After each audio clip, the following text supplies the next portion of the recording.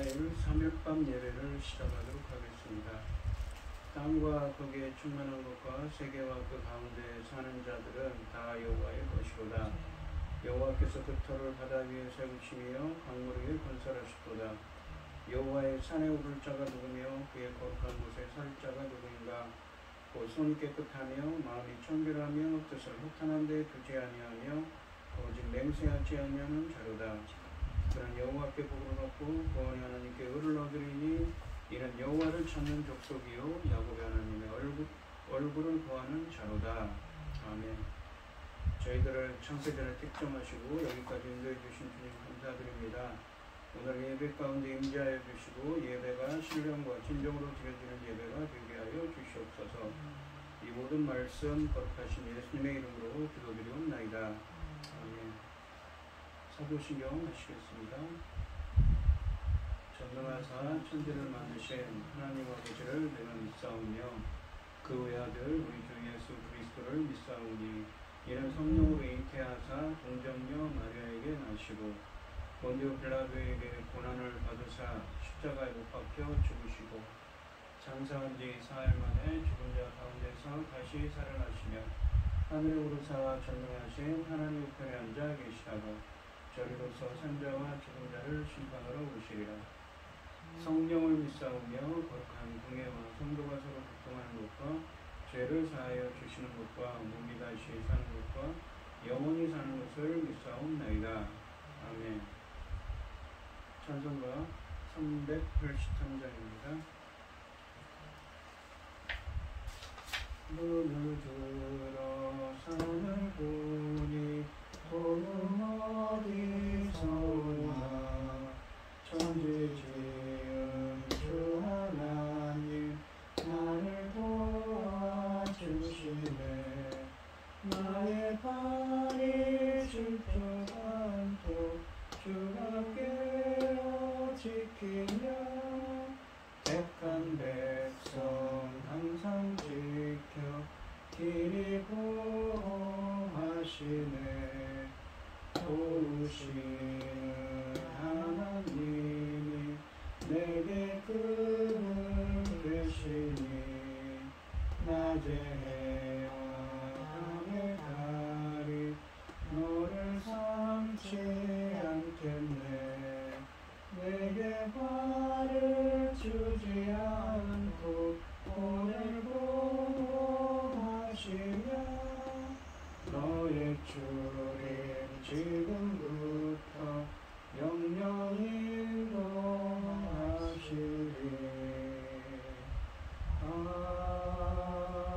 아멘. 오늘 성경 교독 시간입니다. 오늘 함께 하실 하나님의 말씀은 이사야서 41장 1절로 9절까지 말씀입니다. 이사야서 41장 1절로 9절까지 말씀입니다.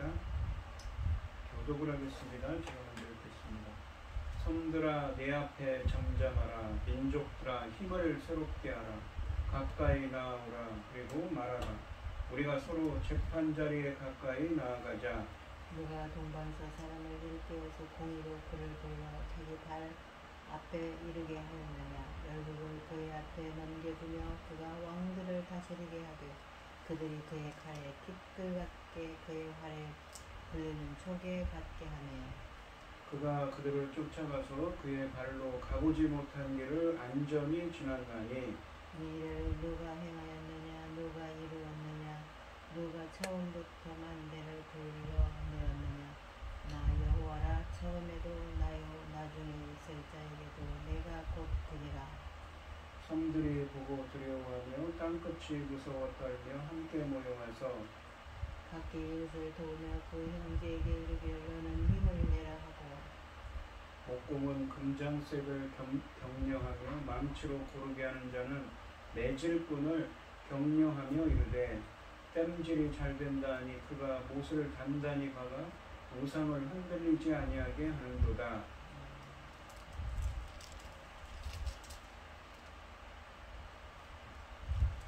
8절이요? 그러나 나의 종 너희 이스라엘아 내가 택한 야곱아 나의 법 아브라함의 자손아 내가 땅끝에서부터 너를 붙들며 땅 모퉁이에서부터 너를 부르고 내게 이르기를 너는 나의 종이라 내가 너를 택하고 싫어하며 버리지 아니하였다 하였노라. 아멘. 기도하겠습니다. 여호와는 나의 목자시니 내가 부족함이 없으리로다. 그가 나를 푸른 풀밭에 누이시며 쉴만한 물가로 인도하시는도다. 내 영혼을 소생시키시고 자기의 이름을 위하여 의의 길로 인도하시는도다. 내가 사망의 음침한 골짜기를 다닐지라도 해를 두려워하지 않을 것은 주께서 나와 함께 하심이라. 천지 만물을 지으신 전능하신 하나님, 어리석고 보잘것없는 저희를 참을 삼으시고 우리 사랑 가운데 살아가게 하심에 참으로 감사드립니다. 전능하신 하나님 아버지, 세상은 온갖 일을 어지럽고 소란스러움에도 불구하고 이 시간 저희들 하나님 앞에 예배드릴 수 있도록 인도하시니 참으로 감사드립니다. 전능하신 하나님 아버지, 저희 나라 대한민국을 기억하여 주시옵소서. 이루 말할 수 없이 아버지 질서도 없고 온갖 어려운 일에 휩싸여 가는 것 같다. 아버지 도와주시옵소서. 저희 나라를 지켜주시옵소서. 아버지 하나님께서 이 나라를 제사장 나라까지 삼아주셨는데 아버지 하나님 지켜주시지 않으면 어떻게 하겠습니까? 아버지 하나님 도와주셔서 날마다 나라 일 때문에 아버지 하나님 걱정이 떠나지를 않고 있사오니 아버지 하나님 지켜주셔서 아버지께서 지키지 않으면 아버지 온전한 것은 아무것도 없습니다. 오직 우리는 아버지만 바라고 오직 아버지만을 향하여 달려갑니다. 전능하신 하나님 아버지, 이런 이 소가운 시대인데도 아버지 하나님 지금은 열매 거둘 중대한 시대에 우리가 이르렀습니다. 아버지 하나님, 이 중대한 열매가 또 어떤 열매입니까? 주님 십자가의 죽으심으로 아버지 나오는 열매들 아닙니까? 천금 같은 열매들. 아버지 하나님께서 정말 심히 기뻐 받으실 수 있는 열매들이 넉넉히 나오도록 도와주시옵소서. 이 열매 거둘 중대한 시대에 당신이 사랑하는 종 열매 거둘 말씀을 들고 강단에 세우셨으니 참으로 감사합니다. 이 천금 같은 말씀으로 말미암아 아버지께서 기뻐 받으실 열매들이 넉넉히 나오기를 간절히 소원하옵고, 이런 모든 말씀 엉망 죄악 가운데서 우리를 구원하여 주신 예수 그리스도의 이름으로 기도드리옵나이다. 아멘. 오늘 함께 하실 하나님의 제목은 도와주시는 하나님입니다. 이 이사야서는 66장까지 있습니다. 이사야서 1장부터 39장까지 말씀은 주전 약 740년경에서 700년경까지 이 일을 배경으로 하고 있습니다. 그러니까 이스라엘이 히스기야 왕까지 일이었죠. 주전 586년에 바벨론의 포로로 끌려가기 약 100여 년 전 이야기입니다. 이사야서 40장부터 66장까지는 이 주전 586년에 바벨론의 포로로 끌려간 이스라엘에게 하는 말씀입니다. 오늘 본문 말씀을 보시면 하나님은 동방의 사람 고레스 왕을 일으켜 세상을 심판하시고 유다 백성을 구원하실 것을 예고하고 계십니다. 주님은 자기 백성을 위해 새로운 역사를 창조하실 것입니다. 1절 말씀을 보시면 섬들아 내 앞에 점잡아라, 민족들아 힘을 새롭게 하라, 가까이 나아오라. 이 섬들아, 민족들아는 열방을 뜻하는 말입니다. 이 이사야서에서 특히요. 그리고 말하라, 우리가 서로 재판 자리에 가까이 나아가자. 이 섬들, 민족들은 열방 나라, 열방의 세상 나라들을 의미하는 말입니다.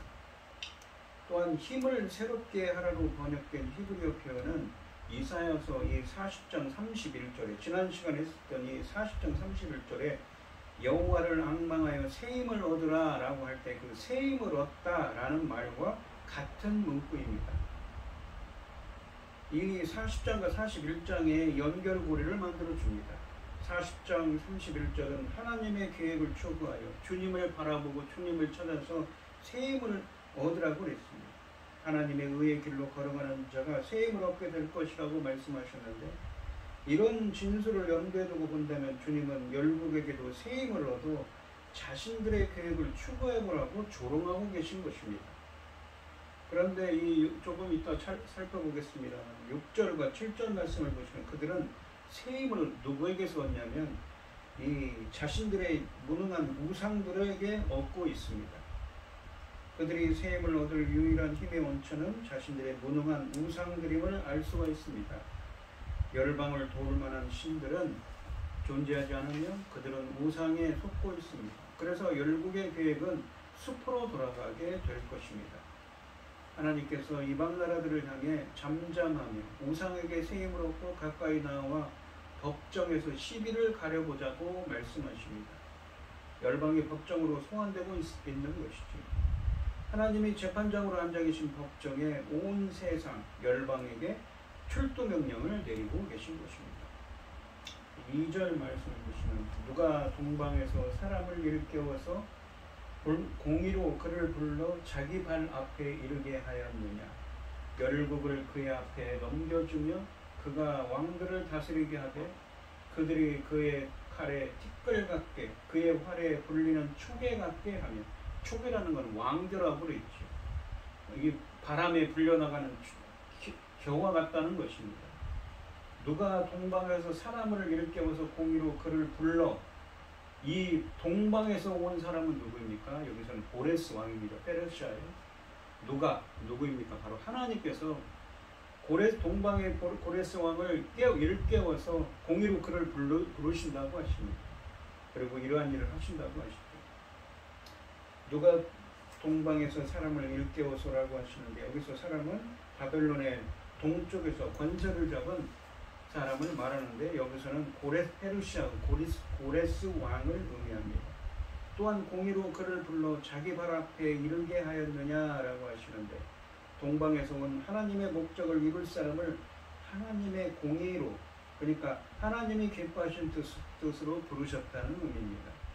이것은 그가 의롭다는 것이 아니라 그가 하나님의 의로운 기뻐하시는 계획을 땅 위에 이루기 위해 하나님께서 부르셨고 자기 발 앞에 이르게 하셨다는 의미입니다. 즉 하나님께서 고레스를 자신이 계획한 일의 방편으로 삼으시기 위하여 그를 세우시고 그에게 모종의 임무를 주시기 때문에 이와 같이 표현한 것입니다. 고레스 왕 때 유대인들은 귀환이 허락되고 성전 건축이 허락된 것을 암시하고 있는 것입니다. 1절 말씀에서 주님은 온 열방을 법정으로 부르신 후에 인류의 역사에 대한 하나님의 절대적인 통치를 증명할 만한 사건으로 동쪽에서부터 달려오는 정복자 고레스 왕을 하나님이 부르셨다고 하십니다. 또한 열국을 그의 앞에 넘겨주며 그가 왕들을 다스리게 하되, 열국을 그의 앞에 넘겨주며, 그게 세상 나라들을 그의 앞에, 고레스 앞에 넘겨주셨어요. 누가요? 하나님께서. 그가 왕들을 다스리게 하되 그들이 그의 칼에 티끌 같게, 먼지 같게 되었습니다. 고레스 왕의 칼에 세상 나라들이 먼지 같게 되고 그의 활에 불려 나가는 겨와 같게 하셨다고 하죠. 누가 하셨습니까? 하나님이 하신 일입니다. 열국을 그의 앞에 넘겨주며 그가 왕들을 다스리게 하되 그들이 그의 칼에 티끌 같게 그의 활에 불리는 초계 같게 하매라고 하시는데, 이 정복자 고레스 왕은 하나님이 넘겨주셔서 가는 곳마다 승리하며 모든 민족을 굴복시키는 사람입니다. 하나님은 동방에서 고레스 왕을 부르시는 것으로 끝나지 않고 그에게 열국을 넘겨주고 그의 칼에 열국을 먼지같이 그리고 초계같이 겨와 같이 되게 하실 것을 말씀하십니다. 하나님의 계획을 위해 고레스 왕에게 힘과 능력을 주셨다는 말씀입니다. 3절 말씀을 보시면 그가 누구니까? 고레스 왕이죠. 그가 그들을 쫓아가서, 그들은 누구니까? 세상 나라들을 쫓아가서 그의 발로 가보지 못한 길을 안전히 지났나니. 그러니까 생전 가보지도 않은 길을 그 세상 나라들을 쫓아가면서 안전히 지나갔다는 것입니다. 그의 무력 앞에 열국이 무릎 꿇으며 그의 앞길을 막을 자가 아무도 없어서 가보지 못했던 길도 안전하게 지난다고 하십니다. 고레스 왕은 앞으로 이사야서에서 이스라엘의 구원을 완성하는 주의 종으로 몇 차례 언급됩니다. 그는 주전 539년에 메데 페르시아 연합군을 이끌고 바벨론 정복에 나섰던 사람입니다. 고레스는 군사적으로는 함락시키기 매우 어려운 바벨론 성을 하룻밤 사이에, 그것도 피 한 방울 흘리지 않고 정복한 사람입니다. 바벨론 정권의 부패에 염증을 느꼈던 시민들이 고레스가 온다는 소식을 듣고 몰래 성문을 열어주었던 것입니다. 그 후 고레스는 마치 메시아와 같은 모습으로 바벨론에 입성했고 그 이듬해인 주전 538년에 바벨론으로 끌려와 살던 모든 족속에게 본국으로 돌아갈 수 있는 자유를 선포했습니다. 이사야서 후반부에서는 바로 이 고레스의 자유 선포가 매우 중요한 비중을 차지합니다. 하나님의 주장에 열방과 그의 신들은 잠잠할 수밖에 없습니다. 자신들은 이 정복자를 보낸 적이 없기 때문입니다. 뿐만 아니라 하나님이 고레스의 출현을 자신이 한 일이라고 선언하시는 것은 듣는 이들에게 상당한 충격과 도전을 주었을 것입니다. 여호와는 보잘것없고 작은 유다의 수호신 정도로 생각되었기에 이 작은 나라의 신이 온 세상의 통치자라는 선언은 받아들이기가 매우 어려웠을 것입니다. 4절 말씀을 보시면 이 일을 누가 행하였느냐. 그러니까 이 마치 앞으로 행할 일을 얘기하면서도 그러니까 이사야서 40장 이후부터는 바벨론 포로로 끌려간 상황을 전제로 한다고 그랬죠. 이 일을 누가 행하였느냐. 하나님께서 이렇게 행하실 것인데 누가 이루었느냐. 사람들이 그렇게 얘기하는 것이죠. 누가 처음부터 만대를 불러내었느냐. 만대라는 것은 이 시대라는 의미도 있고 세대라는 의미도 있습니다. 이 세대를 의미합니다. 누가 처음부터 태초부터 시작부터 그 세대를 불러내었느냐. 나 여호와라. 하나님께서 하신 일이라는 것이죠. 처음에도 나요 나중에 있을 자에게도 내가 그니라. 마치 처음에도 나요 나중에 있을 자 처음과 나중에 되시는 알파와 오메가가 되시는 하나님이시라는 것이죠. 그런 계시록에 있는 표현이 연상되는 표현입니다. 이 4절 상반절에 보시면 이 일을 누가 행하였느냐, 누가 이루었느냐, 누가 처음부터 만대를 불러내었느냐라고 하십니다. 2절과 3절 말씀처럼 동방에서 한 정복자 곧 페르시아 왕 고레스를 일으켜 그가 가는 곳마다 승리하게 한 자가 누구입니까? 누가 그 앞에 열왕들과 왕들을 굴복시켰습니까? 누가 이런 일이 일어나게 하고 누가 역사의 과정을 정하였습니까? 누가 처음부터 태초부터 만대를 그러니까 그 세대를 불러내었습니까? 라고 하십니다. 하나님은 인류의 역사를 이끄시는 분임을 강조하고 있습니다. 하반절에 보시면 나 여호와라. 처음에도 나요 나중 있을 자에게도 내가 그니라 라고 하십니다. 바로 하나님이 하신 일이라고 하십니다. 고레스 왕의 정복 사업도 하나님이 정하신 일이라는 것이지요. 또한 처음에도 나요 나중 있을 자라는 표현은 태초에도 나요 나중에도 나중 있을 자라는 표현은 요한계시록의 처음과 나중 그러니까 알파와 오메가와 같은 뉘앙스를 지닌 말씀입니다. 특히 마지막 문구 내가 그니라 라는 표현은 이 출애굽기 3장 14절에 나는 스스로 있는 자다. 이 말을 이 영어 성경에서는 어떻게 번역했냐면 I am who I am. 나는 나다 라고 이 번역했습니다. 이 나는 나다라는 번역이 원문에도 있습니다. 즉 인류 역사의 시작부터 끝까지 살아계셔서 모두 총괄하고 천지만물을 준항하시는 분이 바로 여호와이심을 살아서 역사하셔서 살아서 세상 만물을 천지만물을 주관하시는 분이심을 의미하는 말입니다. 창조 이후 지금까지 그리고 앞으로도 영원히 세상을 다스리고 심판할 자는 자신이라고 하십니다. 처음 되시고 나중 되신 하나님은 모든 것을 알고 계시고 자신의 계획에 따라 모든 일들을 맞춰 진행하십니다. 그렇다면 이스라엘이 당면한 문제는 그들의 하나님이 부족하거나 약한 신이어서 생긴 것이 아닙니다. 그들의 하나님은 세상에서 가장 위대하고 능력 있는 분이기 때문입니다. 그들이 당면한 문제는 바로 이러한 하나님의 절대적인 능력을 신뢰하지 못하는 그들의 불신으로 야기된 것이지요. 온 세상을 창조하신 하나님의 능력을 의지하지 못하는 주의 백성이 당면한 고통은 사실 그들 자신이 초래하는 것입니다. 5절 말씀을 보시면 섬들이 보고 두려워합니다. 섬들이라고 그랬죠. 1절에 나오죠. 세상의 열방, 세상 나라들이 두려워해요. 왜요? 하나님께서 앞으로 그렇게 될 거라는 거죠. 하나님께서 고레스 왕, 동방에서 고레스 왕이라는 분을 일으켰어요. 근데 하나님은 처음과 나중 되신 천지만물을 주관하신 하나님께서 고레스 왕을 일으켜서 세상 나라들을 정복하게 하는 거죠. 그것을 보고 두려워할 것이고 땅끝이 무서워 떨며 함께 모여와서 그들이 함께 모여서 올 거라고 하십니다. 열방이 하나님이 세우신 고레스에 의해 바벨론이 정복당하자 그것을 보고 그 여세가 자기들에게까지 미칠까봐 두려워하게 될 것을 말씀하십니다. 이 5절에서 고레스 왕을 본 열방은 두려움을 느끼고 떱니다. 그들이 함께 모여서 6절에서는 어떻게 됩니까? 각기 이웃을 도우며 그 형제에게 이르기를 너는 힘을 내라 하고 라고 하십니다. 6절에서는 각기 이웃을 도우며 서로 힘을 내라고 격려합니다. 그들은 자신들이 섬기는 우상을 의지에 필사적으로 공경을 피해보려 합니다. 7절에 보시면 목공은 목수를 의미하죠. 금장색을 금세공업자를 격려하며 망치로 고르게 하는 자는 매질꾼은 대장장이를 의미합니다. 망치로 고르게 하는 자는 대장장이를 격려하며 이르되 땜질이 잘 된다니 그가 못을 단단히 박아 우상을 흔들리지 아니하게 하는도다. 이게 우상을 같이 만들었다는 것이 누가예요? 열방, 섬들, 열방들이 두려워 하나님의 하신 일을 보러 떠는데 그들은 함께 모여갖고 하나님을 경배하는 것이 아니라 자기들의 우상을 새깁니다. 그들은 자신들이 섬기는 우상을 의지해 필사적으로 공경을 피해보려고 합니다. 그러나 그것은 아무 도움이 되지 못합니다. 하나님이 정하신 일은 아무도 막을 수 없기 때문이지. 7절 말씀해 보시면 목수는 금장색을 금속 세공업자를 격려하며 망치로 고르게 하는 자는 매질꾼 대장장이를 격려하며 이르되 땜질이 잘 된다니 그가 못을 단단히 박아 우상을 흔들리지 아니하게 하는도다 라고 하십니다.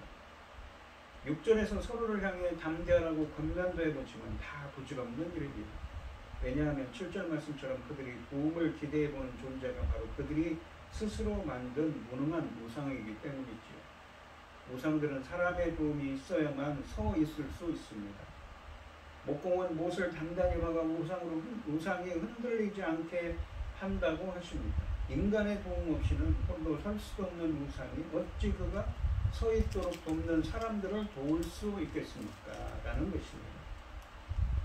주님은 우상이란 인간이 만들어낸 거짓신이라는 사실을 다시 한번 증언하고 계십니다.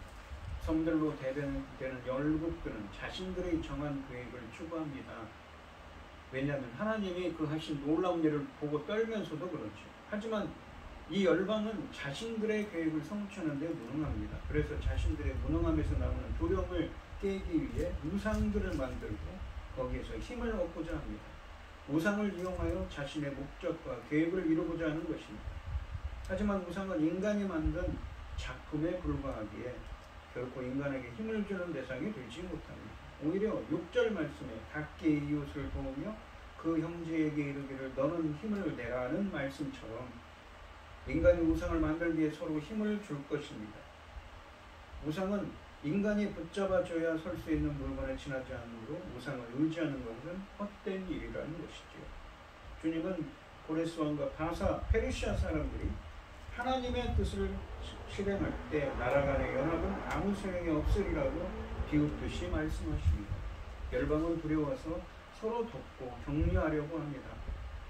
우상을 섬기는 이 백성은 참 하나님께 돌아오려고 하지 않고 점점 더 우상 숭배에 빠져듭니다. 누구입니까? 바로 이 세상 나라들이죠.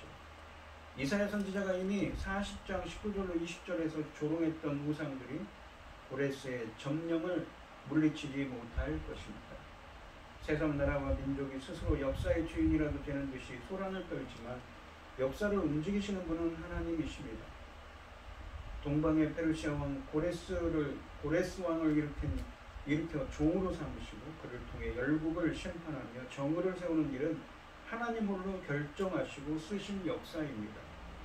큰소리치던 열방은 그 앞에서 두려워 떨며 의미 없는 격려나 주고받고 아무 능력 없는 우상만 붙들 뿐이었습니다. 세계 정세를 결정하고 천지 만물을 주관하시는 존재는 강대국이 아니라 우리 하나님이심을 우리는 기억해야 합니다. 그래서 8절에 보시면 그러나 이제 이게 전환이거든요. 그러나 나의 종 너 이스라엘. 그러니까 열방들은 하나님이 동방에서 세우신 고레스 왕을 통해서 하신 일을 보고도 깨닫지 못하고 이 우상을 숭배를 하지요. 그러나 이 이스라엘에 대해서 포로로 끌려간 이스라엘에 대해서 얘기합니다. 나의 종도 이스라엘아, 내가 택한 야곱아, 나의 것 아브라함의 자손이다. 그들은 지금 어떤 상황입니까? 하나님께 죄를 범해가지고 어떻습니까? 그 죄의 값으로 나라가 패망하고 70년간 지금 바벨론의 포로로 끌려간 상황인데, 하나님께서 나의 종 이스라엘아, 내가 택한 야곱아, 나의 것 아브라함의 자손아라고 부릅니다. 5절부터 7절 말씀에서 열방은 창조주 하나님을 두려워하여서 우상을 만들어 세워 그것을 섬기느라 그 우상들의 종이 되었다고 하셨습니다. 그러나 8절과 9절 말씀에서 하나님은 이스라엘을 종이라고 하시면서 버리지 아니하셨다고 하십니다. 하나님은 바벨론의 포로로 끌려가 좌절하는 이스라엘 백성에게 그들의 주인으로서 위로의 말씀을 주십니다. 8절 말씀해 보시면 그러나 나의 종 너 이스라엘아, 내가 택한 야곱아, 나의 것 아브라함의 자손아 라고 말씀하십니다. 이방 나라들과는 대조적으로 이스라엘은 두려워할 필요가 없습니다. 하나님은 이스라엘을 가리켜 나의 종 너 이스라엘, 내가 택한 야곱아, 나의 것 아브라함의 자손이라고 부르시며 두려워하지 말 것을 당부하고 계십니다. 나의 종, 그러니까 여호와의 종이라는 표현은 우리가 구약 성경에 보시면 누구에게 쓰인 말입니까? 모세나 여호수아, 다윗에게 쓰인 말이지요. 여호와로부터 모든 권한을 위임받아서 여호와를 위해 여호와의 일을 수행한다는 의미를 담고 있습니다. 주님께 권한을 위임받아서 하나님의 일을 하는 사람들입니다. 그래서 이 시편 105편 5절로 6절에서는 그의 종 아브라함이라는 표현을 썼고, 또한 로마서 1장 1절에서는 예수 그리스도의 종 사도 바울이라는 표현을 쓰지요. 본문에서 이스라엘을 나의 종, 여호와의 종이라고 부르는 것은 그들에게 위로와 친근감을 주기 위함입니다. 하나님이 옛적에 아브라함, 모세, 여호수아, 다윗 등 그들의 조상을 여호와의 종, 그러니까 하나님의 권한을 위임받아서 하나님의 일을 하기 위해 선택된 자들, 하나님의 일을 감당하는 자들로 세우셨던 것처럼 이스라엘을 자신의 사역에 동참시키고자 하시는 의지의 변함이 없음을 의미하는 애칭입니다. 또한 나의 것 아브라함의 자손아라고 하시는데, 인간에게 나타내신 친밀감의 최고의 표현이기도 하지만 실제로 하나님께서는 아브라함을 그의 벗으로 인정하시는 표현입니다. 이것은 아브라함의 후손인 이스라엘은 자연적으로 그 특권에 참여함을 말씀하고 계십니다. 이스라엘과 하나님의 언약 관계의 원형이 될 수 있는 아브라함을 나의 벗으로 부르시는 것은 이스라엘과 여호와 사이에 체결된 언약 관계가 법률적이고 냉철한 조항들만을 준수해야 하는 계약에 의한 관계가 아니라 서로 끈끈한 정이 있고 인간미가 넘치는 서약에 의한 관계였음을 강조하고 있습니다. 그러면서 마지막 절에 9절에 보시면 내가 땅끝에서부터, 그러니까 땅끝에서부터 너를 붙들며 땅 모퉁이에서부터 너를 부르고, 무엇입니까? 이것은 바벨론의 땅끝이라는 거예요. 여기서는 이 바벨론을 뜻하는 거죠. 땅끝으로부터, 땅끝에 있는 너, 아주 멀리 있는 그 바벨론으로부터 너를 붙들어서 땅 모퉁이에서부터 너를 부르고 내게 이르기를 너는 나의 종이라, 내가 너를 택하고 싫어하며 버리지 아니하였다 하였노라. 너희들을 버리지 아니하고 너희들을 돌아오게 할 것이라는 것이죠. 상반절에 내가 땅끝에서부터 너를 붙들며 땅 모퉁이에서부터 너를 부르고 라는 표현은 이 바벨론 포로 생활 이후 하나님이 이스라엘을 다시 모으시는 것을 의미하는 것입니다. 또한 9절에서 붙들며에 해당하는 히브리어 단어는 하자크라는 히브리어를 사용했는데, 붙잡다, 하나님이 붙잡습니다. 붙들어서 그들을 부르고 그들을 붙들어서 다시 데려오시는 것이죠. 이 동사는 오늘 본문 말씀의 7절, 그러니까 41장 7절에서 우상이 흔들리지 않도록 사람이 단단히 박다, 못을 박다라고 할 때 이 표현한 히브리어 동사와 동일합니다. 우상은 단지 사람이 못을 단단히 박아주어야 흔들리지 않는 존재일 뿐이지만, 진정으로 하나님의 백성에게 힘을 주고 붙잡아주는 분은 우상이 아니라 하나님임을 확인해주고 있습니다. 9절 하반절에 보시면 너에게 이르기를 너는 나의 종이라, 내가 너를 택하고 싫어하여 버리지 아니하였다 하였노라 라고 하십니다. 이스라엘이 이렇게 느끼고 어떻게 생각하든지 하나님은 한 번도 그들을 버리신 적이 없으며 그들은 여전히 여호와로부터 모든 고난을 위임받아 여호와의 길을 수행하기 위해 선택하신 백성이라고 하십니다. 죄가 결코 하나님이 그들을 버리게 만드는 요인이 될 수는 없었던 것입니다. 이사야서에서는 이미 여러 곳에서 이스라엘의 포로 생활은 그들을 죄로부터 정결하게 하고자 하는 하나님의 의지에서 비롯된 것이라고 선언했습니다. 그러니까 그 연단을 통해서 그들이 죄를 깨닫고 하나님께 돌아오도록 하기 위함이었던 것이죠. 그러므로 하나님의 정결하기 위해 잠시 열방으로 보낸 백성을 버리신 것이 아닙니다. 본문 말씀은 이 사실을 다시 한번 확인합니다. 하나님은 이스라엘을 종으로 부르시고 자신의 계획을 이루어 나가십니다. 과거에 아브라함을 불러 종으로 삼으셨던 것처럼 이제 아브라함의 자손인 포로된 공동체를 불러 종으로 삼기 위해 붙잡아 주실 것입니다. 비록 이스라엘이 죄와 불신앙 때문에 그 땅에서 추방되었지만 하나님이 그들을 배척하신 것은 아니라고 하십니다. 여호와께서는 그들의 하나님으로 남아 계시면서 그들을 붙드시고 버리지 않겠다고 하십니다. 자기의 종으로 벗으로 선택하신 백성을 버리지 않으십니다. 비록 특별한 목적을 위해 고난을 겪게 하실 때도 있지만 우리를 향한 사랑을 저버리시지는 않습니다. 현실은 흔들려도 하나님의 언약은 흔들리지 않음을 믿고 하나님만 바라봐야겠습니다. 고난의 이면에는 하나님의 숨겨진 사랑이 흐르고 있고 그 사랑은 반드시 표면으로 솟아날 것입니다. 오늘 본문 말씀을 보시면 하나님은 열방을 재판장에 불러 모으시고 시비를 가리고 계시죠. 1절에 그랬죠. 바벨론의 포로로 끌려간 백성들을 다시 돌아오게 하기 위해 페르시아의 고레스 왕을 세우셨음을 2절부터 4절까지 말씀에서 증거하셨습니다.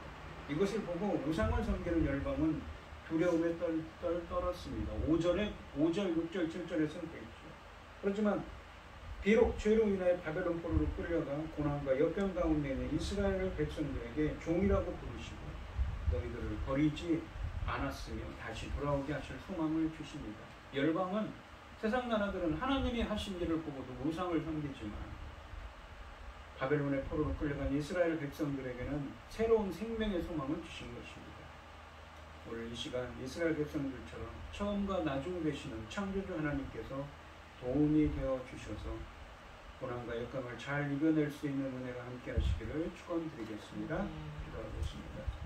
지금 하나님 아버지 주신 본문 말씀에서 이스라엘 백성들은 지금 자신들의 죄로 인해 바벨론의 포로 생활을 하고 있습니다. 포로 생활 중에 있습니다. 고난과 역경 가운데 있지요. 무려 고국으로부터 1000km가 넘는 먼 거리에 있습니다. 하지만 이사야 선지자를 통해서 주신 말씀은 무엇입니까? 하나님께서 동방에서 하나님이 정하신 사람, 하나님이 예정한 사람 고레스 왕을 통해서 그들을 돌아오게 하실 소망을 주십니다.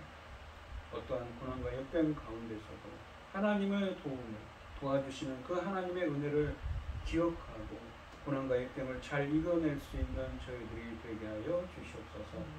이 모든 말씀 거룩하신 예수님의 이름으로 기도드리옵나이다. 아멘.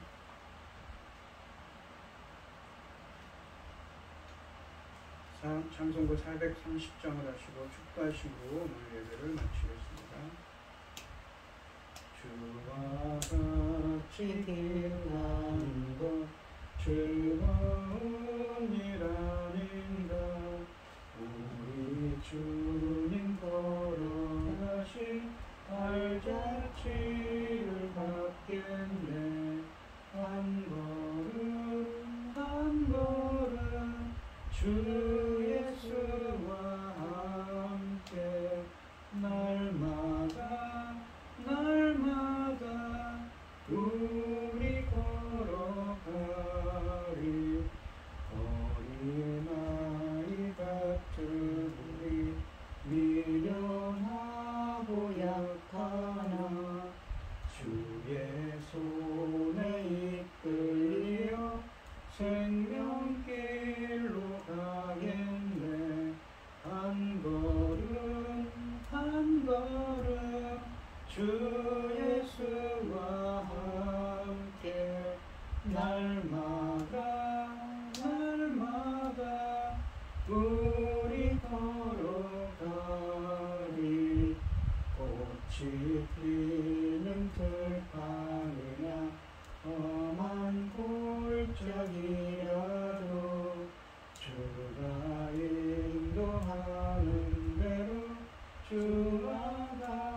같이 가겠네. 한 걸음 한 걸음 주 예수와 함께 날마다 날마다 우리 걸어가리. 옛선 지자의 녹같이 우리들도 천국에 들려 올라갈 때까지 주와 같이 걷겠네. 한 걸음 한 걸음 주 예수와 함께 날마다 날마다 우리 걸어가리. 이제는 주 예수 그리스도의 은혜와 아버지 하나님의 극진하신 사랑과 성령의 교통하심이 주님의 도우심으로 고난과 역경을 헤쳐나가기를 소원하는 성도들 머리머리 위에 이제부터 영원히 함께 있을지어다. 아멘.